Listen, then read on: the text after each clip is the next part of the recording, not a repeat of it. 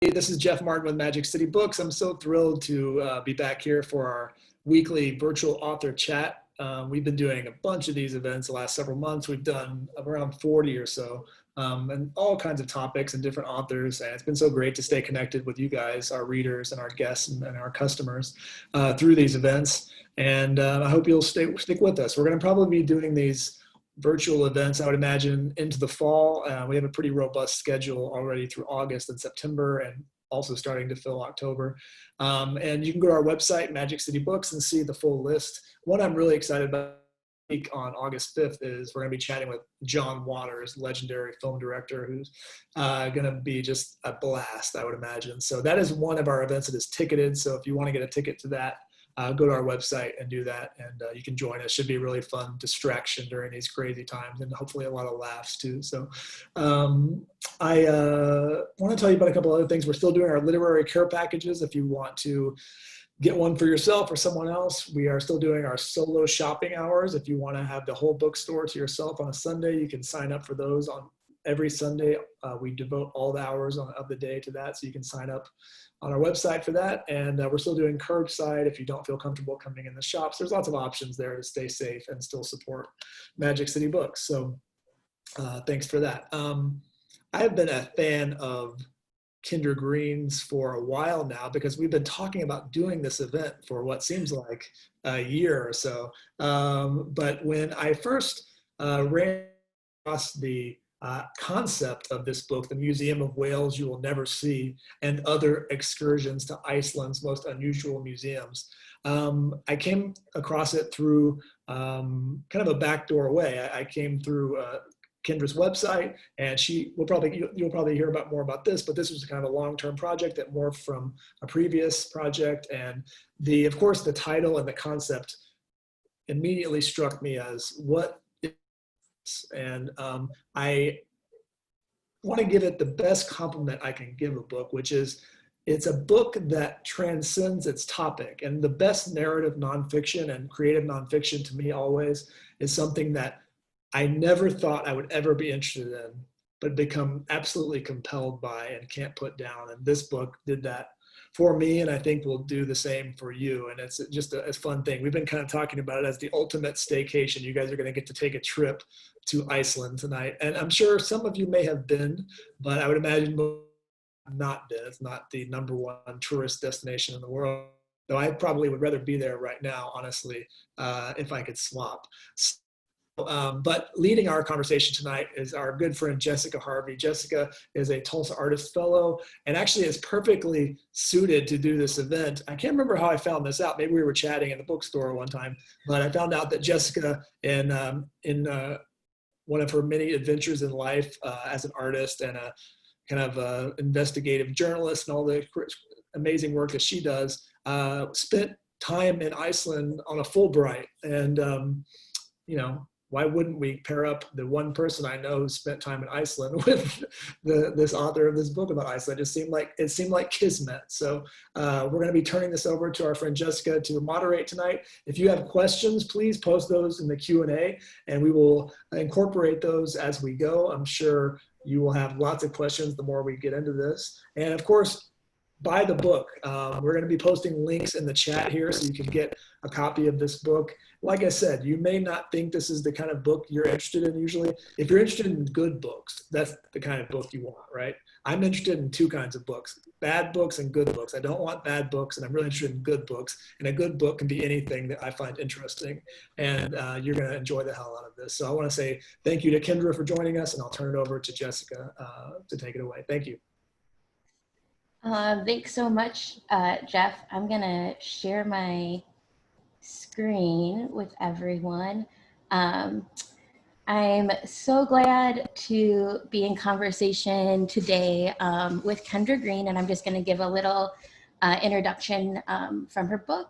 Kendra Greene is a writer and artist who has worked at the Museum of Contemporary Photography, the Chicago History Museum, the University of Iowa Museum of Natural History, and the Dallas Museum of Art, where she was a writer in residence. She has an MFA in nonfiction and a graduate certificate in book arts from the University of Iowa, and has received a Fullbright grant, a Jacob K. Javits Fellowship, and a Harvard Library Innovation Lab Fellowship. She lives in Dallas, where she is a visiting assistant professor at the University of Texas, a guest artist at Nasher Sculpture Center, and associate editor of Southwest Review. So I also worked at the Chicago History Museum, and I went to Columbia College, which hosts the Museum of Contemporary Photography's collection. So I'm super excited to not only have the Icelandic collection or connection with Kendra, but these other connections as well.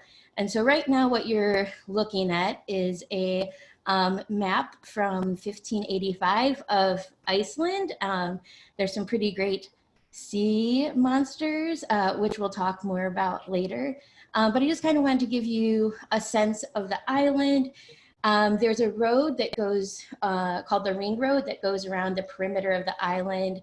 That's about 828 miles. And that kind of connects you to a lot of places in Iceland.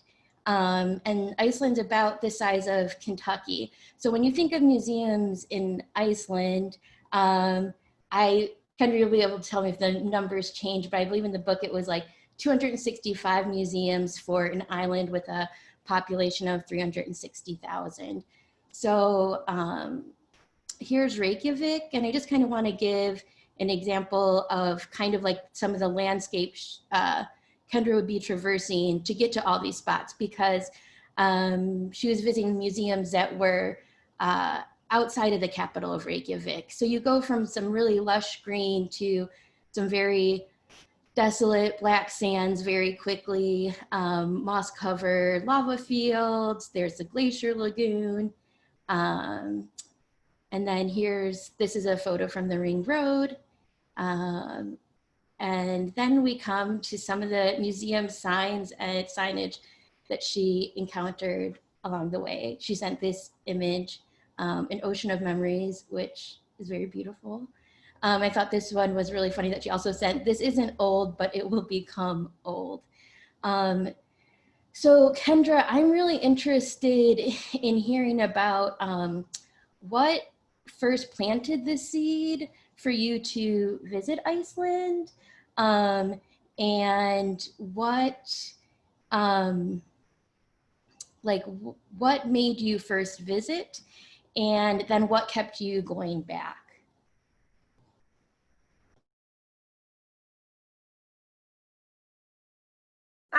There we are. If I forget one of these parts, make sure you keep me honest. So I discovered museums because I was interested in photography. And from there, I went to Korea and figured out that the essay was doing work for me that photographs couldn't do, right? That they had too much authority, but the essay had caveats. And so I was off at grad school writing some essays about museums, thinking about how museums are storytelling institutions, but they don't tell their own stories very often. They just don't make a point of it. And there was a travel grant at the University of Iowa to leave the country for at least a month. And I sort of feel like we should pause and let you just spend the next 5 minutes writing your proposal, see if we can't all get somewhere great. But I was having trouble choosing a spot. Coming up with something that I believed in as a project.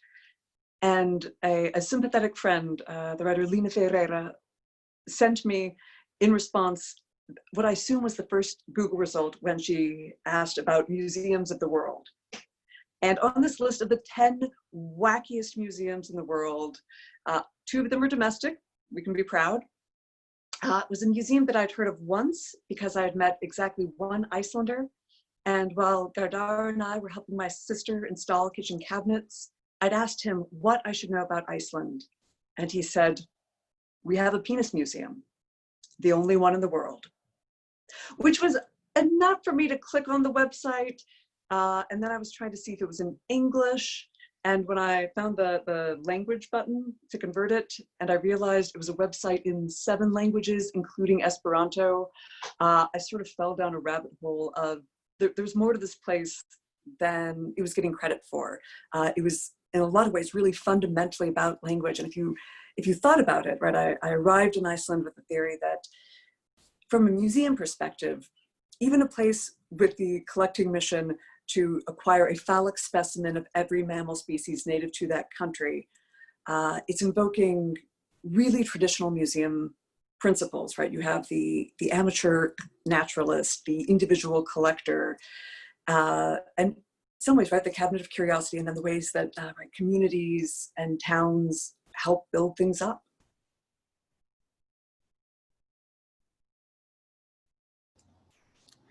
Great. So after your initial visit and you went to the Penis Museum, like what made you decide to keep going back there to Iceland? Beautiful question. I wasn't one of those people that was smart enough to have realized ahead of time that Iceland was going to be a remarkable place on any number of fronts. I should have known when I would tell people I was going on this grant, and friends started asking if they could, just drop by, travel with me for a little while. And so I sat in the Phallological Museum in its Husavik location the last summer with the original curator, the first summer after they had finished the collection by acquiring a human specimen. And then I spent 2 weeks working from the middle of the North Coast back around down to Reykjavik, basically stopping at every museum I noticed, trying to figure out a context for this one place I'd seen. And I don't know, maybe 20 museums later, I noticed that almost all of them had been established since 2000, maybe 1995 at the earliest. And this was in 2011. So right in a very short amount of time, a whole bunch of places had happened. And I started puzzling over what was going on, right? That this huge recent bloom of museums, I'd never seen anything like it. That's the one thing I really enjoyed about Iceland was just how expansive it is, like how it made me like feel like the smallest speck ever, but then also there's a huge intimacy, especially with the museums there, and some really like personal and beautiful connections can be made at the museum. So I was wondering if you could read a short selection so people can get an idea of your writing style and where you're visiting. Absolutely. If by chance somebody is following along and wants to play the home game, we are on page 52. The book is divided into galleries that are the long essays and cabinets that are the short ones. This is gallery 2. Almost every day of her life, Petra went for a walk. Walks up into the hills mostly, but also walks along the shore. Maybe walks along the relative flat of the unpaved road hemming the eastern fjords, but mostly walks with a vertical bent, a slope, walks with split and gravel and crag. And on almost every walk, they say, she found a stone. She didn't keep the stones, not at first, not for a long time. She left them nestled in the hills or scattered among the shells and the rocks and the shorebirds, left them more or less alone right until she got married and had a place of her own. Then she began to bring them home. She ringed them around the flagpole and along the house wall. She lined them up on bookshelves. The bookshelves filled and the curio cabinets filled, and Petra bought new bookshelves and those filled up too. And when the little family could spare no more room inside the little home, the stones spilled out again, filled up shelves erected outside and covered over benches and spread through the garden, stretching back up the hill, a reverse avalanche, unspooling in slow motion, rock by rock, as if gravity were calling these stones back up to the peaks like a tide. And just for show and tell, the eastern edge of Iceland has all sorts of things, but right, it is a place that can do this, but also right this, among other things. And then the picture is a picture of Petra. She passed away in, is it 2012? I think. Yeah, Around there. I remember Yeah. that it was, if I'd known the first trip, I would have had a shot at it. And I went specifically to see her collection the next time, and it was just a little too late. And then here's a visual of just a small portion of the collection, and how you write so beautifully about it spilling out into the yard. I also have a Petra souvenir, which is a rock collection, mineral collection, from her garden. But it makes me think, like, her collection in particular and museum really makes me think a lot about markers of time, and especially now when the way we mark time is very different and maybe not as linear as it used to be. Can you talk a little bit about the museums that you've gone to and maybe different markers of time that they've used, the ones that you visited in Iceland? What a beautiful question. Right, I love that Petra is working on these two time scales, right? There's this geologic time, which seems so expansive and hard to grasp as a human being. But there it is, sort of laid out in front of you, and a reminder that Iceland is so recent, geologically speaking, right? You have these tectonic plates just pushing it up, and that over on the eastern edge, it and the Vestfjords are the oldest part of a very new place. But also that if you think that this is about one walk a day, about one stone per walk, this marking of each day, anything that she could have done that with, the collection would become totally remarkable. I'm thinking about the way places collect stories. For instance, the Sea Monster Museum, it is both a collection of one radio reporter in off hours at the station, sort of working around the map, calling the retirement homes and seeing if anyone had a monster story, but also, right, collecting things that go back, right, hundreds and hundreds of years. That the map that we saw at the beginning, right, the Ortelius's 1585 first complete map of Iceland, with the things that we can identify as polar bears and different kinds of whales, but also the things that we don't have a connection to at this point in time. Jessica, were there any that you were thinking of specifically? Are there things that relate you to time? I'm already back to over midway in the country to Lake Mivat, and to collect birds and things that go extinct in a relatively short period of collecting, or things that have become illegal to collect because they are endangered. In addition to thinking about time in terms of migrating season, right? What feathers you have when, if you're in the country at all, right? An astonishing number of Iceland's birds are by no means permanent residents, right? The Arctic tern, which to me is a real signature of the place, right? The way that they will scream at you, right? Why hide your eggs when you could just yell really loud at people to leave you alone? And they have to make it from Iceland back down to the South Pole every 6 months. But I interrupted myself. Jessica, was there a place that you were thinking about? I know that this is one of your long-term interests.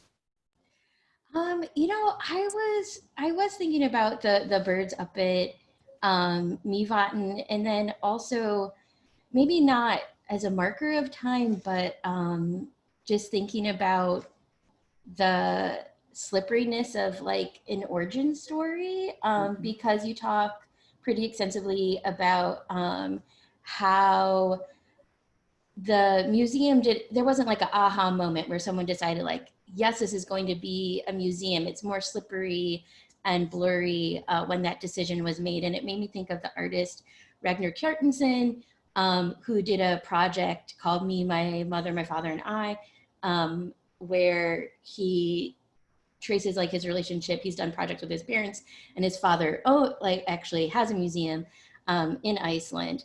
But the origin story goes that he and his mother and father were actors, and he supposedly was conceived on this film set where his father was this dishwasher repairman and came and like there's this fantasy about him seducing his actual, like Ragnar's mother. And then they had and they're very like theatrical family.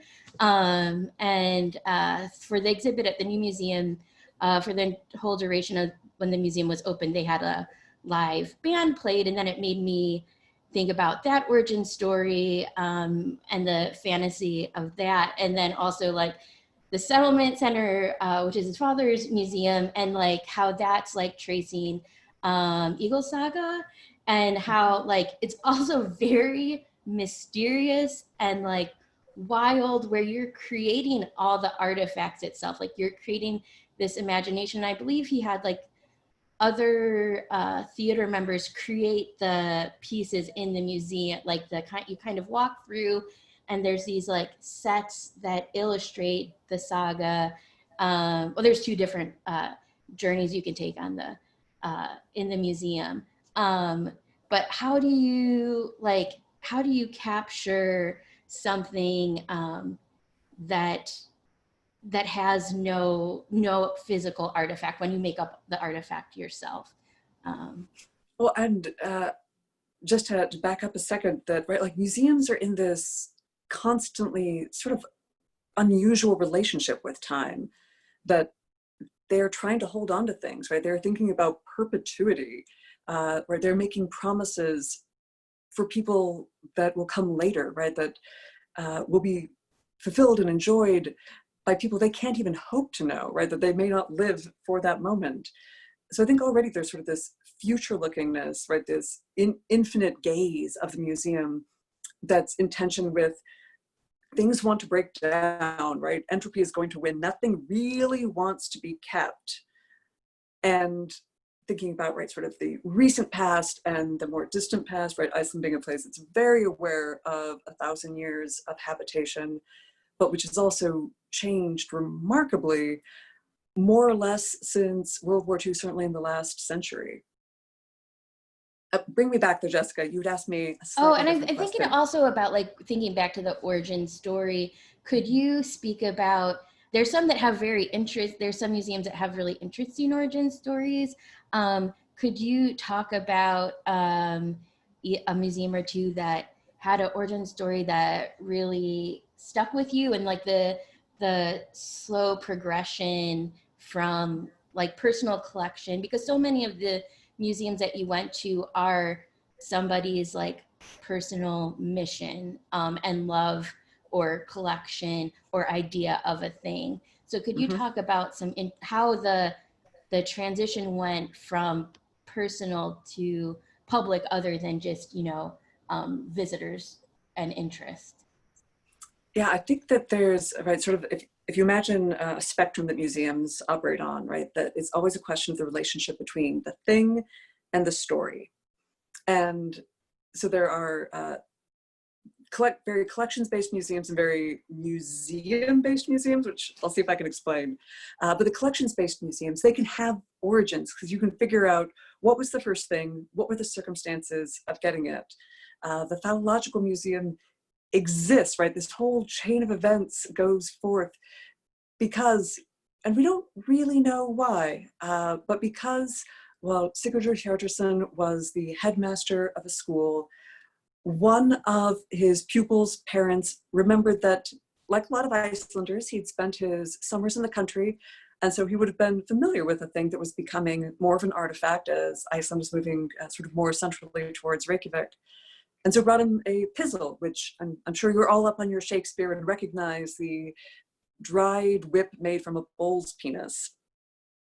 And it just sort of sat on the shelf. But because it was visible, because it, right, could be known, other people started adding to, right? It wasn't a thing that he was driving for a long time, but he had teachers that had the summers off and spent them working at a whaling station, and that gave them access to the only part of the whale that you can make into leather, incidentally, and wasn't going to be used for anything else. And so they were in a position to put a 60-kilogram whale's penis across their boss's desk. And I think you should check within your heart right now, given the opportunity, would you be tempted? and after, right, that you can't ignore, right? I think any of us have the thing that somebody recognizes that we like, and then it comes to us. I think of my sister-in-law, who was once given a magnet with her name as a gift for house sitting, and then people could see it and started bringing here all of the world's Jenny magnets. It's probably not going to become a museum, but once you start acquiring the things, there's an almost predictable sequence of events, right? People who know you start dropping by, the local women's group will make an appointment, a bachelorette party will stop by, someone will write a piece in the local paper, maybe it gets picked up by the television news, friends bring their visitors from out of town, and pretty soon strangers are coming to the door. And somewhere in there, these are places that made the decision to get formal for one reason or another. Petra Stone collection, they sort of decided it would be a museum at the point when Petra became widowed. The whole family just sort of knew it all at once at the wake. But the decision to become a museum in the formal sense of providing more facilities happened one day when someone said to the lady of the house, "Where's the bathroom?" And she said, "It's right here," because it was a small house that had one bathroom. And he said, "Yeah, it's in use. There should be another one." And she said, "There's not another one." And he said, "What kind of museum doesn't have more than one bathroom?" And a woman that would never take money for people coming to the collection, tour buses would arrive, had been for years. She wouldn't let anyone pay admission. But that changed things. She was willing to take up a collection so more people had a place to pee. Yeah, it's so funny. I like in my artwork, I feel like I've become a repository for certain things. Like people will give me things and just be like, you can make something out of this. So I've, I was doing a project and I kept on finding like mysterious hair from people. So then people also just started sending me their hair. Like a friend gave me their journals, like high school, college journals, because they thought I could do some. People have given me family photographs that are just like they cannot deal with. So I think it's really interesting how the shift between collection and museum or artwork. And these are some photos from the Phallological Museum. And I just want to point out how it just always sounds so outrageous. And there are some rooms that are, I saw it when it was, I actually lived down the street from it in Reykjavik. So after it had moved to Reykjavik, so I went there with my actual entire family, but it's very scientific looking. It's not, from the outside, it sounds so outlandish. And there are some pretty funny exhibits. There's my mom at the museum. My whole family visited me in Iceland and we went to the Penis Museum as a family trip. But it is like very, has a more like natural history museum quality than this sort of like outrageous aspect. Well, and I love that it in some ways points up that we are disconnected, not only from our own bodies, but from science, right? Comparative morphology is a really important period of time, right? We're talking not just Darwin, but right, Huxley and Cuvier. The fact that we know that whales aren't fish, right? It's this body of work that gets us there. And so in some ways, what strikes me as strange is that there aren't more comparative anatomy museums. There are a lot of things, like imagine all the different wings you might see, right? All the different hands. And yet, right, you get into this place that's really sort of frank. And I can't get over what a good joke it is, right? That everything that is concerning about it is something you imagined to be concerning. It's exactly what it said it was, but it was never what you thought it would be. Yeah, it reminds me of, well, there's this show at the new museum called The Keepers, and it had a bunch of different collections, some scientific, some photographs, and it also showed different markers of time and just the way that people collect things. Yeah. And, you know, I was thinking a lot too about how you, in Iceland in particular, and also like the evocative like title of your book, the Museum of like Whales That You'll Never See, but there's so many museums in Iceland that are based on oral tradition or just story. You know, I had like the most amazing palm reading at this, The Museum of Prophecies? Prophecy? Prophecies, Yeah. yeah. I was visiting someone, there's an artist residency in the town, and I was visiting someone there, and I just happened to stop by, and it was the most like intimate, like beautiful, one of the most like beautiful museum moments that I ever had. And it was totally unexpected because I was, at the time, it was like off-season summer, so it wasn't super touristy, but this is also 2012, and it was very touristy, but not quite the same as now. And you know, I was the only person in the museum. There were two people working there. Like, they told me about every single object in the museum, then gave me like, you know, probably like almost an hour long, like palm reading session. And it was really amazing. But, you know, I also thinking about the Sea Monster Museum, and then Ronnie, not in the book, but Ronnie Horn's Library of Water, which is also like a museum where she had collected the water from all the water specimen from each glacier in Iceland. And I think about these things and how they can make so much about what's not there, like the imagination of something. And I feel like there's so much imagination in the Icelandic museums that I've been to. Could you speak a little bit about that? It sounds like a total liability, doesn't it? If you were trying to make a museum of something that you can't see. Right, I was talking about this spectrum between, right, the object and the story. If you were pushed all the way against what you have as the story, and yet I feel like there's a way in which it totally frees up these places to concentrate on what matters, right? That to get back to the reason why they were moved to have a museum. So the Sea Monster Museum, what were they going to show you? The Museum of Prophecy, the Witchcraft and Sorcery Museum, you're just limited from the jump. But I think maybe you've been to museums that actually are limited in the other way. I feel like local history museums often struggle against this. They have the things that come to them, and then they try to work the story from there. But if you can just start with the story, particularly in oral history, the Sea Monster Museum, it has a collection, but its collection is 4,000 oral histories, and they're still collecting. How wild that we aren't more familiar with that kind of institution, right? What a phenomenal resource.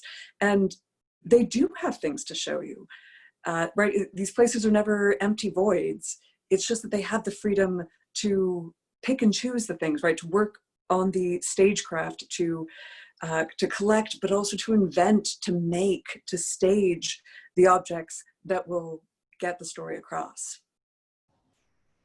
I want to also just take a minute to say, if people have questions, feel free to type them in as we go, and we're going to answer them, or Kendra will answer them at the end of the talk. But I just, you know, if you think of something, feel free to type it in the chat. Yeah, I think, yeah, it's thinking about the imagination of the person, because I also feel like when I was living in Iceland, I feel like the Icelandic sense of humor is a bit trickstery.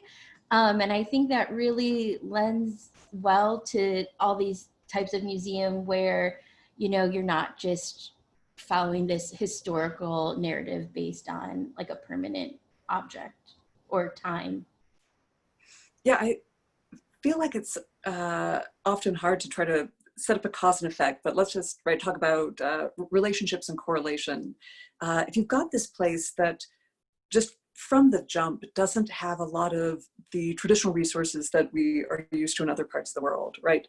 There's a lively debate on whether Iceland ever properly had trees, but it's kind of a moot point really early anyway, because so much was burned down for the first saunas before people realized that they had all of this hot water just waiting for them. And there are a few ceramicists that are working with Iceland's natural repositories. There's not really any metal to speak of, and both metal and the clay, if you don't have the wood to heat them up hot enough, doesn't do you any good anyway. I think about a piece I've seen in an Icelandic museum. It's this ceramic vessel, and it's sort of broken clean around, and it looks like staples almost, but it's leather cord. Because the ceramic is so valuable, you will figure out how to soak it in milk for days, punch the holes, put the leather through, and but add the holes to make your pitcher watertight again, as opposed to getting something new. So if you've got a place that is already has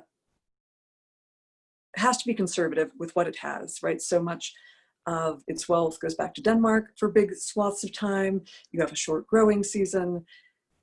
It starts to make sense that you get a huge investment in language, right? In poetry, in story, in literacy. Oh my goodness, Iceland is the first country to achieve near universal literacy, a good 60 years before anywhere else in Europe even catches up.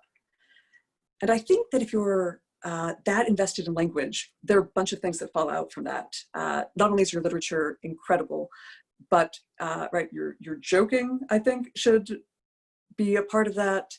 And definitely, I think you end up with good museums because you know how to tell a really good story. Yeah, I think also in tying in with like the museum there's also like such a really rich and beautiful like musical history, and I think they overlap in some of the places. But also, you know, when I was there, and friends would be, you know, because it is a small island, you would be in multiple bands and multiple projects, so it lends itself, both the music and museum world, to a lot of collaboration. And I was thinking about how a lot of the museums in your book are usually one person's endeavor, and a lot of times the person is with it throughout their life, and there were instances of where, you know, they would be the person that could tell you about every single object there, and then over time, family members or close friends become the caretakers. And could you talk a little bit about that transition, and the transition of the founder, this very personal founder invested in each thing that might seem like nothing to somebody else, and the people that carry it on for them? Well, and I keep looking at the Museum of Prophecy that's up and thinking about how in other museum traditions, or places that might be closer to where people who are watching right now live, to be led around by the curator is a kind of big deal, right? It might be a ticketed event or reserved for the VIP list. And to have so many of these places be locations where almost certainly it is the founder, collector, curator who is selling your ticket, who will tell you what's going on, who will sit with you for an hour to read your palm. That kind of access is fascinating. I think being able to keep in one person all of those possibilities is sort of astonishing. I think it's really easy to think of the founding personality, right? That sort of driving, initial, visionary, and then the maintenance personality. And as a former collections manager, all due respect to maintenance, I think we don't know how to appreciate it in the same ways that we can look at something novel or fresh or unexpected or unlikely and be excited about that in a different way than, oh my goodness, you've kept this going for all that time. That's astounding, right? You planned ahead, you worked against the elements.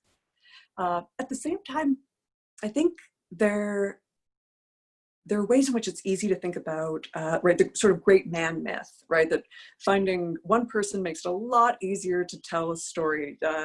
I know, having written a bunch of these, it's tempting, right? It is a thing we can keep track of, right? You aren't going to get confused, and it helps capture the stunningness of these things being possible at all. But in some ways, I think what's really interesting is the ways that you watch the family and the surrounding community, and like that these groups keep pushing and pushing and pushing at collections into becoming museums. When I worked in museums day in and day out, I got really, like, I had sort of an intellectual crisis in my 20s, thinking, what are we doing? We've entrusted the material and intellectual history of the world to what? To a handful of self-selected, I think, admittedly eccentric volunteers. That's our plan. That's how we're going about this. And as I started spending more time at Petra's collection specifically, I was so relieved to see how, if you can get enough distance on it, if you can get enough data, if you could talk to people long enough, it gets clearer and clearer how so rarely, right, is anything one person.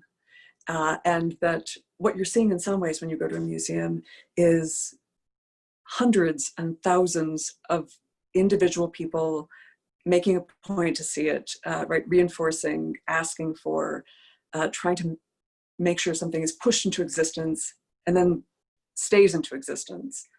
But I also can't leave the topic. I know we just discussed that the great man is a myth, and it is, but we should spend some time with Þórður Tómasson, who was the original collector, the founding curator of the second oldest museum in Iceland. It's the largest museum outside of Reykjavik, 15,000 objects, now including sort of a village of small houses. They brought all the structures. Next door, there's a transportation museum.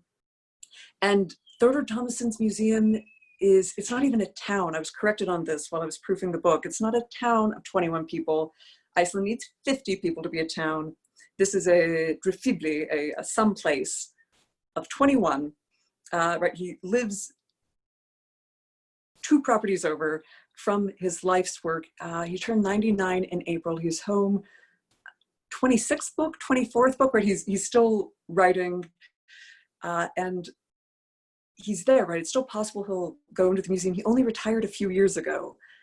But the way Icelanders talk about it, it's not the 15,000 objects. It's the fact that you could go in and he would be able to point to you that this was the blanket or that was the milking stool, right? He would know how personally your family had contributed to this place that came into existence as Iceland modernized almost in a generation, just this flood of the old things being let go, made useless, rendered obsolete, and just painful, right? That these reminders of poverty gone, and a whole new world suddenly ushered in.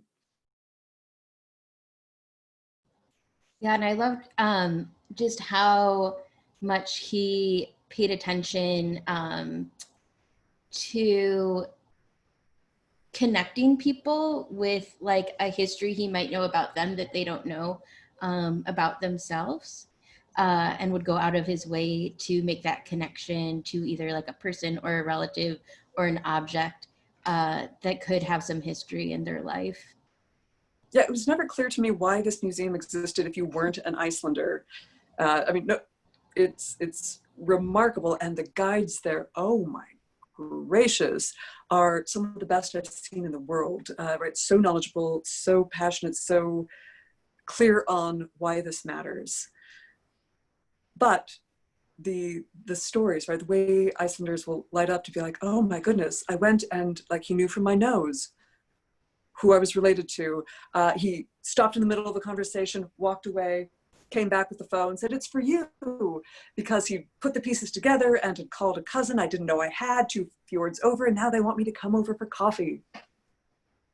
Yeah, I think that that's also another thing about in the museums in Iceland. If you stay long enough, there is a lot of hospitality with, you know, cake or pancakes and coffee, which is really sweet. I wanted to, since the time has gone by so quickly, so I want to have time for questions and answers, but before we get to that, I really want to talk about the illustrations in your book that you have made. They're really beautiful. So here's just kind of like a back and forth between the photograph and then the illustration that Kendra made. And I was wondering if you could talk a little bit about your decision making and what you draw, and then also maybe a little bit about your history in making broadsides and letterpress, and the book and printmaking work you do.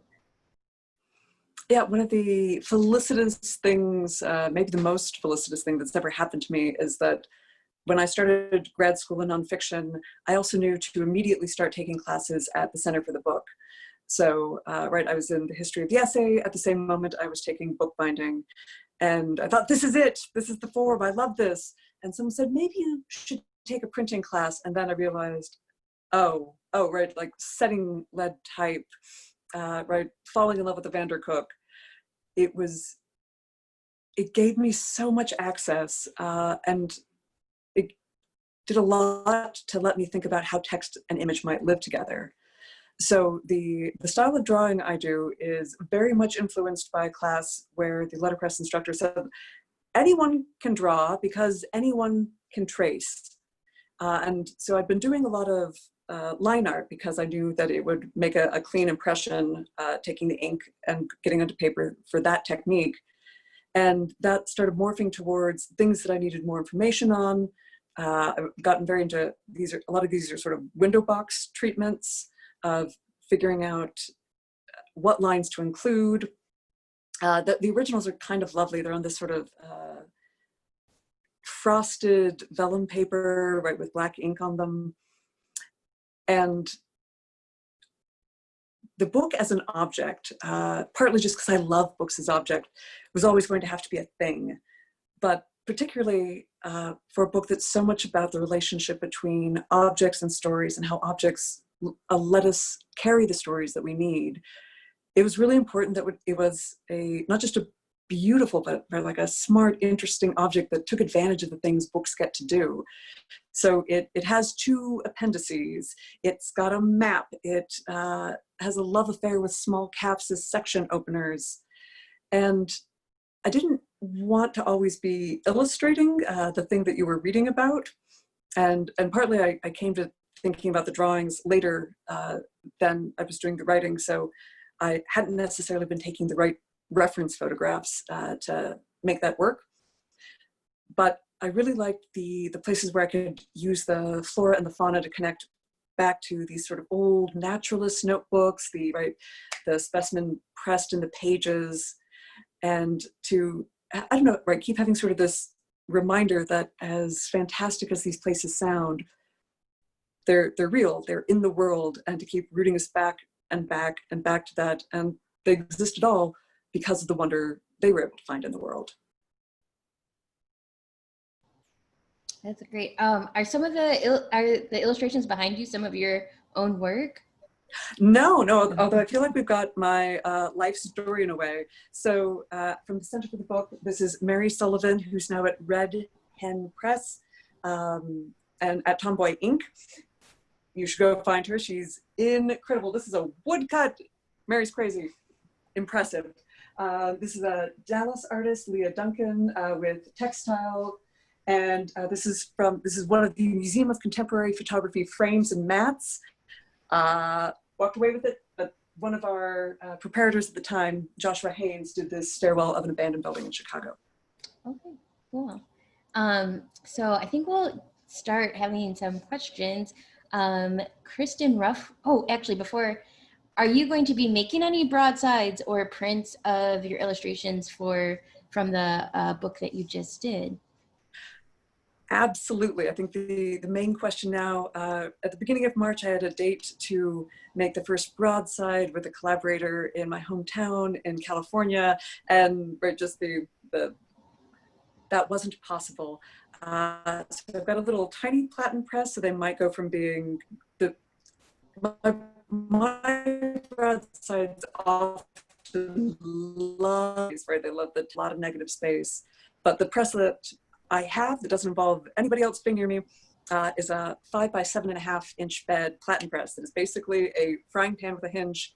So I think we might be going to the postcard size broadside in the interim, the mini broadside. Oh, nice.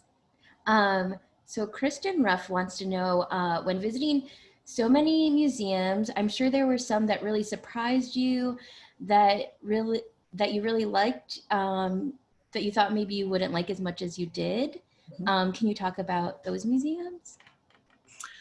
I feel like this is an American sensibility, but it might just be my own biases. I was sort of prepared, especially for there to be this sudden swell of museums that tracks reasonably neatly with an uptick in tourism. I was prepared for things to feel like tourist traps. The Icelanders themselves talk about a kind of history museum as the same thing from 50 different farms. And I think, as I've mentioned before, I feel like a lot of small local history museums are fighting kind of an uphill battle. And I can't tell you how lucky it was to sort of have the permission of, I was just trying to survey, right? I was trying to see what was being done to get past my my assumptions and my biases, to realize that the same thing from 50 different farms is kind of amazing. The director of the National Museum, the first museum in Iceland, we were talking once about how a thing that was just verboten, taboo, Jessica, I'm sure when you were at the Chicago History Museum, you would have been in the same place, that the idea of deaccessioning, right, to take something out of the collection, right, it only came up, right, in trade magazines when some dean somewhere decided they could sell the Georgia O'Keeffe and get a Jumbotron, and we all were aghast. But the actual practicalities of holding onto things and the resources that require, and the shifting needs of collections, it's more reasonable than it sounds. And she was saying, we have 10 barber's chairs in every color they made. Who needs 10 barber's chairs? And I take her point, but I found myself thinking, no, I'm not interested in one barber's chair. They made them in 10 colors? What was that about? So I'm trying to think of like specific museums where I walked in thinking, I don't know about this, and got won over. I feel like in some places it was almost the opposite. Right, I had been so impressed by the stagecraft and the storytelling and sort of the niche focus, right, that you can have a museum just dedicated to the French fishermen in Iceland. That's it. That's all we want to talk about. And it's brilliant.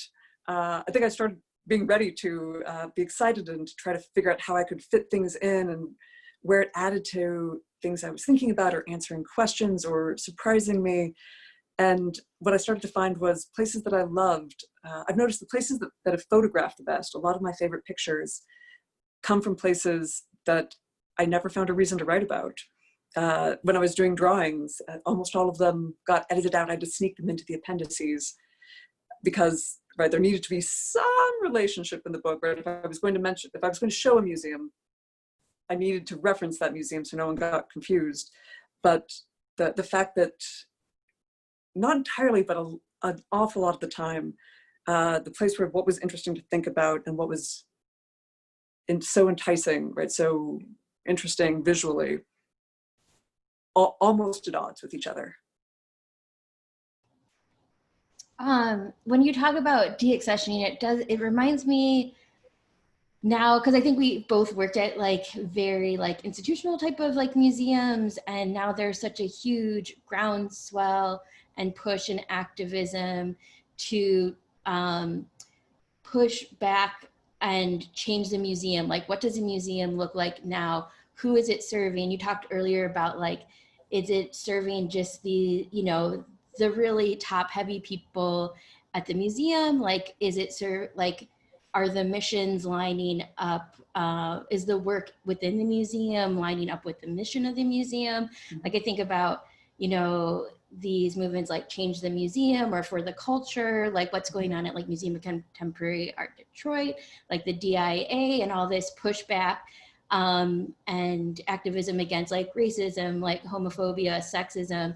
Can you talk about like what you see as the future of museums, or like what you would want the future of museums to be? Maybe this is like a more institutional question, but also, you know, it doesn't have to be. Yeah, well, I was thinking, I'm going to make this visual aid work. So these are two instances, two renderings of the Florlati or shorelati, a sea monster about the size of the sheep that is attempting to nudge you into the sea. And this is one made by one of the five, right, sort of original founders of this place, thinking about how to render it. So, right, this is sort of the institutional shorelati, and this is the local woman in town who, I was going to say, knits or crochets, who is a fiber artist that sells this in the gift shop. Used to, sadly, not anymore. I think we should all write her a letter and see if we can't get her to make more. So I sort of love them as the, right, that sort of the, like the stiff, the gold, the traditional, and then the, right, the tactile, the personal. The book is kind of arranged from, right, from object to story, from collector to museum, from thing to story. So I'm going to come back, but I'm glad that I'm with the Sea Monster Museum to talk about this, because to me, it's the most, they can't have a physical thing, but they have something really important to talk about, right? They have just a huge piece of cultural history to give back to us, right? To make us aware of, to destigmatize, right? That they're working against taboo in a way that ghost stories aren't. And when I feel like this is the perfect moment for, like, these guys, this seems like the future to me. In some ways, the figuring out what we need to say and who we need to say it to. And not worrying about the stuff. And so far, I don't know a museum professional who says, yeah, that sounds great. What if we let go of the stuff?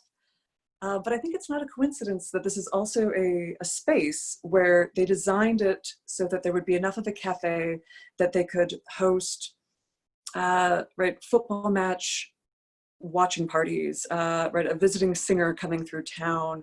When the church just across its street would overstay the driveway, basically, right, when the church that is the closest structure to the museum has a funeral for a sailor lost at sea who draws more mourners than can fit in the church. They fill in the museum. Like I say, I don't think it's a coincidence that a place that is shifting from the thing to the story, that was made by a group of native sons who were wondering what they could do for a place that had fallen into economic ruin. I think that's sort of shaping, right, putting the community at the front of what a museum can and should do. I sure hope, and I think we've got a lot of evidence that that's where museums are going. Marianne Donahue wants to know, why do you think so many of the museums have been created in the last 15 years? Is there a connection with other things that have happened in Iceland during that time? Yes, it's noted in the book, and you can look up Sigurdur Baldur Hafsteinson's Globalized Members is a good academic reference on this, where he's thinking about the sort of lead up into the 90s of political forces and shifting of taboos and a little bit of government money. I think it's no one thing, right? I think partly tourism coming has some influence, but I've never met a museum person in Iceland that says so. I think it's more almost sort of this timing, this rapid compression of modernization, so that you can have right, old collections come into being at a point where we have sort of the stagecraft and the presence to make them public. There are enough people to be interested, and it's all right. We still have access to it, but it's also clearly a thing that we are losing access to or have lost access to. So I think there's sort of that tipping point, and I think there's sort of a relationship to object. If you are the poorest nation in Europe for most of your history, and then you aren't, I think we see ramifications, right, ripples of what it was to how precious this thing is on a remote island, and then the possibility to show it off, right? That those are, I don't know, I think there's an inflection point about what you care about and your ability to tell someone else, and your need to tell someone about who you are in a place that's done a lot of things differently really fast. Yeah, and you know, up into like not super accessible in the time leading up to all the museums. Someone asked, did you attempt to visit all of Iceland's museums? There was a point about halfway through this project that's taken me about 9 years, where I had the working title, Every Museum in Iceland. What if I did it? And there are a few challenges to that. One is I was poor for most of this, and the length of time it would take to do it. Partly there's just an issue of even deciding what counts as a museum. So if you ask the Museum Council in Iceland, accredited, it was 45 this time last year, it's gone down to 44. If you look at the annual museum guide that Iceland publishes, it's like 165, 175. Each year a few things come in. If you go to the museum studies professor's Excel spreadsheet that stopped being updated in 2014, it was at 265. But museum in some ways is an English idea.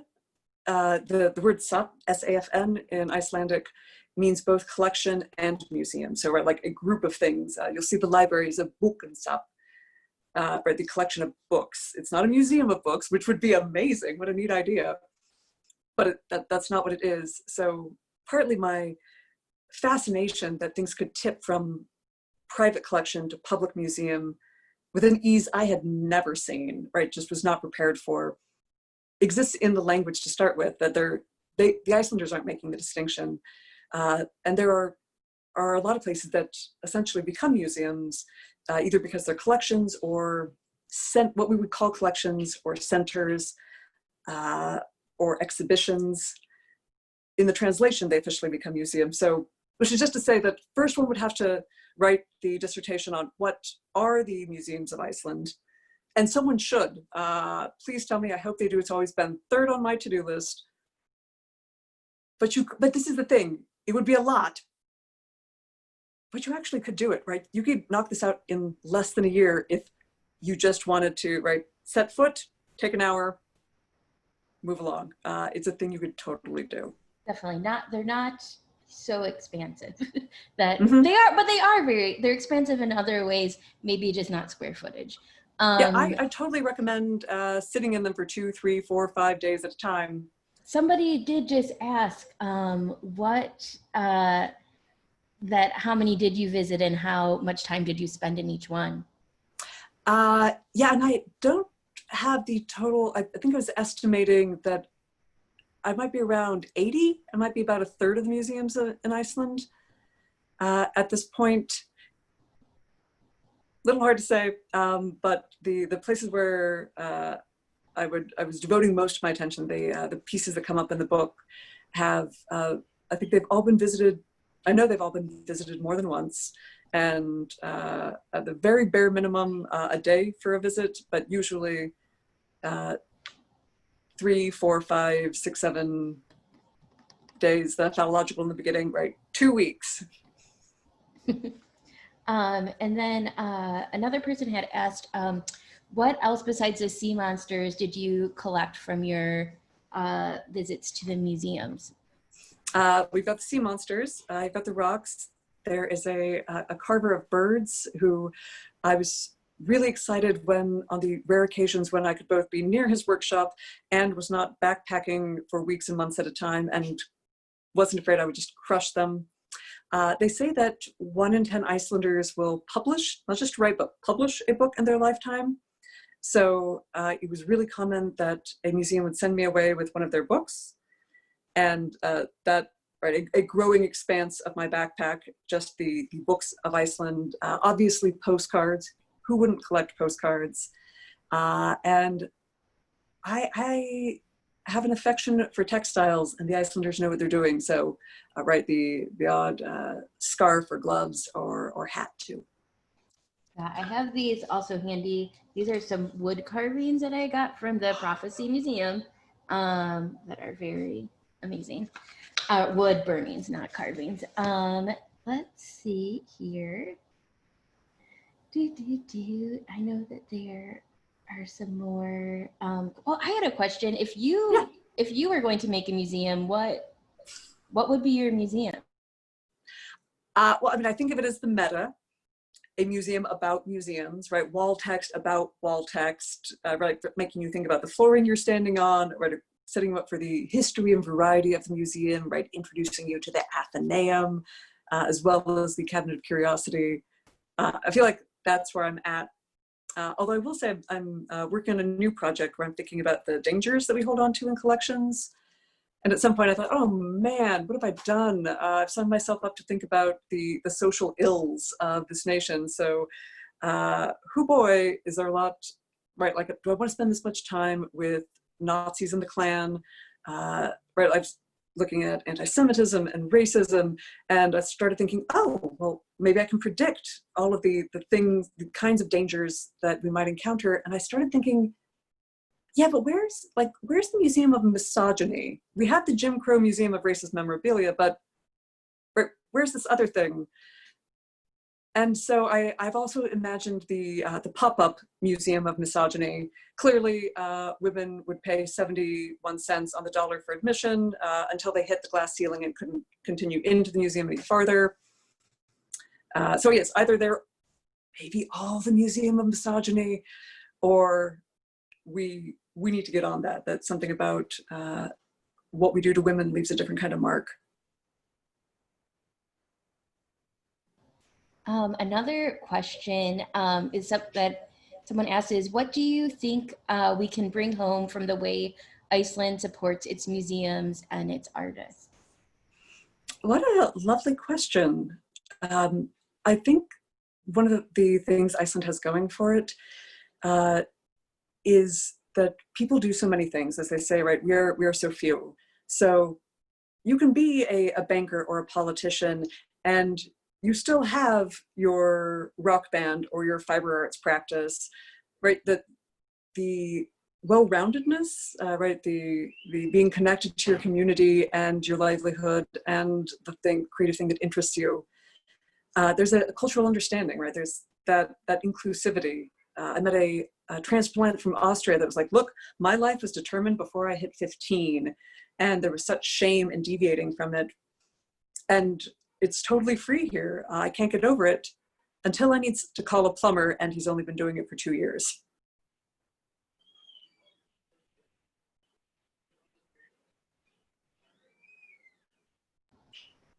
I think we have to wrap up right now. But are there any last words or like end cap that you want to end on? It's been such a pleasure to talk to you. And if you'd love to purchase Kendra's book, the link to buy it is in the chat.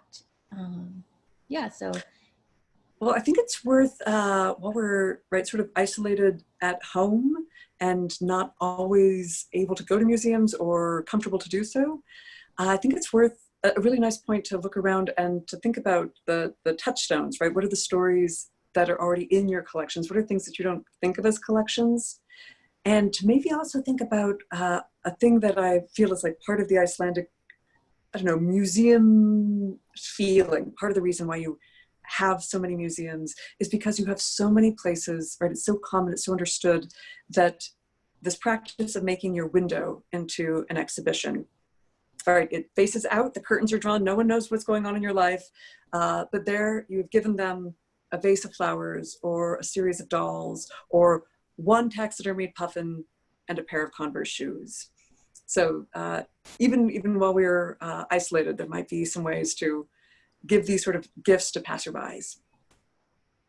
Well, thank you so much, Kendra, for your time, and thank you to Magic City for hosting, and everyone be well and have a lovely night. Jessica, thank you for all of your preparation and connection.